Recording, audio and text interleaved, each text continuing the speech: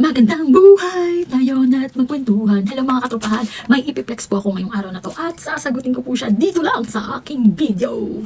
Eto na po siya. Ayan, nagtatanong po siya sa akin. Hello po ma'am, pwede po bang magtanong? Kailan po ba kayo dyan sa Switzerland? So, magti 3 years na po ako dito sa Switzerland, katropa. Okay po ba ang sahuran dyan ma'am? Unang-una, wag niyo na po akong tawagin ma'am. Sister Janet na lang po kasi hindi po ako teacher. Tinatanong niyo po dito kung okay po ang sahuran. Ang masasabi ko lang po, okay po ang sahuran dito kasi mataas po sila magbigay ng sahod. Lalo na po kung may level po yung degree nyo, kung mataas po yung, kung may pinag-aralan po kayo, kung engineer, architect, yung mga may degree po, mas maganda. Pero kung katulad ko lang din po, private chef, at kasambahay, tapos mga cashier, mga ganun, mataas din naman po magpasahod sila.